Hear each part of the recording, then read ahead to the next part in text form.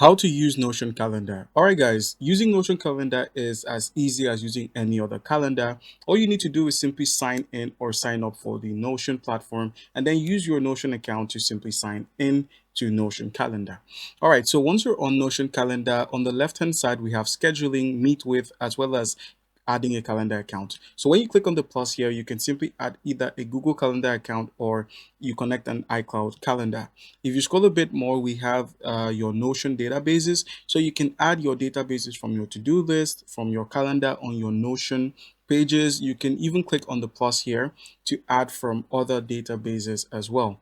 All right. Now, you can also use the scheduling link option, which if you click on this option here, and then where we have create a recurring link, it's basically sharing a weekly recurring time to schedule your meeting. So there's going to be a link for that. And then if you want to create a one-off link where you share specific dates and time to schedule a meeting, just go ahead and click on this option here and then enter a time that you want your meeting to hold. So if you want your meeting to hold from 12 p.m. to about 2 p.m., you could just simply drag the pen here, and then a custom Notion calendar link would be created, as well as the meeting duration and your name.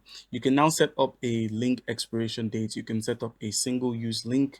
You can also use a snippet where you simply enter a little message that they can read, and then you can enter your time zone, a start time or an end time. That's an alternate range.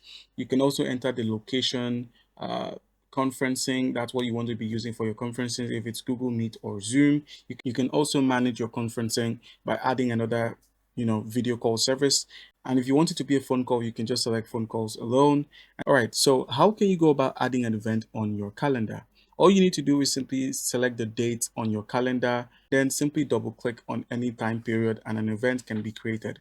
You can set it under event or have it as a birthday. So it's either an event or a birthday with a title and a time period. And you can also include participants. You can also enable conferencing via Google Meet or Zoom.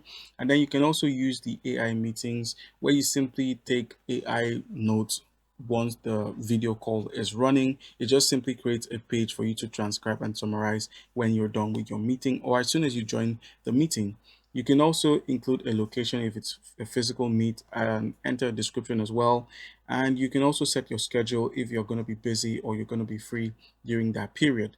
You can also set up reminders by clicking on the reminder hub here and then simply either entering a reminder 1 hour before or at the start of the event.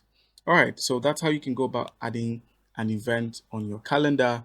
You can also change your view to view your calendar in days, in weeks, in months. You can set up your number of days if you want just 7 days on your calendar or 1 day on your calendar or two. All right, so